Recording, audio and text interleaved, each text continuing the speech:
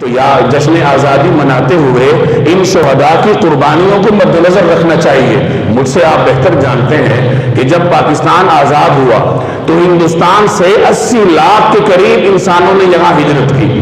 اس کو تاریخ انسانی کی سب سے بڑی ہجرت کہا جاتا ہے، اور ان 80 لاکھ انسانوں میں سے 10 لاکھ انسان اپنی جان سے گئے، شہید ہو گئے۔ 1.5 لاکھ کے قریب نوجوان لڑکیاں ہندو اور سکھوں نے اغوا کی۔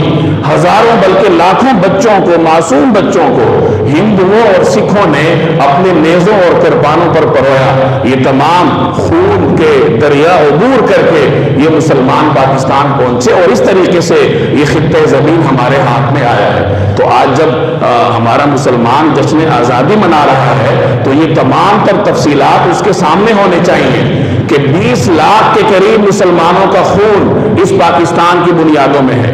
10 لاکھ وہ مسلمان جو کہ ہجرت کے وقت شہید ہوئے، اور اس سے پہلے 1700 سے لے کر 1947 تک 250 سال جو مسلمان انگریز کے خلاف برسر پیکار رہے، اپنی جانیں دیتے رہے، ان تمام کی تعداد کو آپ شامل کریں تو یہ 20 لاکھ سے بھی متجاوز ہے۔ تو ملینز کے قریب مسلمان شہداء نے اپنی جانوں کا نذرانہ پیش کیا، اس کے بعد یہ آزاد وطن میرے اور آپ کے حصے میں آیا۔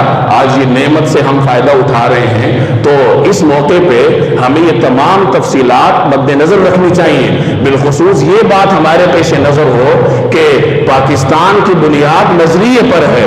یہ ان وطنوں میں سے نہیں ہے جو بغیر کسی نظریے کے وجود میں آتے ہیں، یہ ایک خاص نظریے کی بنیاد پر وجود میں آیا، اور وہ نظریہ اسلامی نظریہ تھا۔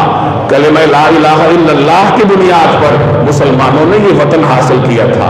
آج جب ہم جشن آزادی مناتے ہیں تو جہاں ملی نغمے ہم سنتے ہیں، وہاں ہمارے پیش نظر یہ چیز بھی ہونی چاہیے کہ یہ وطن کیوں حاصل کیا گیا۔ ترانے ہر دور میں لوگ سنتے آئے ہیں، جنگی ترانے ہر دور میں لوگوں میں جوش بھرنے کے لیے اور ان میں جذبہ اجاگر کرنے کے لیے ہر قوم میں رائج تھے، تو ترانے ہونے چاہیے، لیکن ان کے ساتھ ساتھ یہ بھی سامنے رہنا چاہیے کہ یہ وطن اسلامی نظریے کی بنیاد پہ وجود میں آیا، اور ہم میں سے ہر شخص کو غور کرنا چاہیے۔ تو میرے بھائی، ان مواقع کو اس مقصد کے لیے استعمال کرنا چاہیے۔ بالخصوص بزرگوں کی یہ ذمہ داری ہے کہ وہ اپنی اولاد کو جمع کر کے یہ پاکستان کی نعمت اپنی اولاد کو باور کروائیں، اور انہیں یہ باور کروائیں کہ کس طریقے سے یہ ملک ہمارے ہاتھ میں آیا ہے، اور کن کن قربانیوں سے گزر کے ہم یہاں پہ موجود ہیں، اور ہمارا فرض کیا ہے۔ فرض ہر ایک کا ہے یہاں پہ نظریہ پاکستان کو زندہ کرنا اور اسلامی نظام کو نافذ کرنا۔ یہ صرف حکومت کی ذمہ داری نہیں ہے، یہ ہم میں سے ہر شخص کی ذمہ داری ہے۔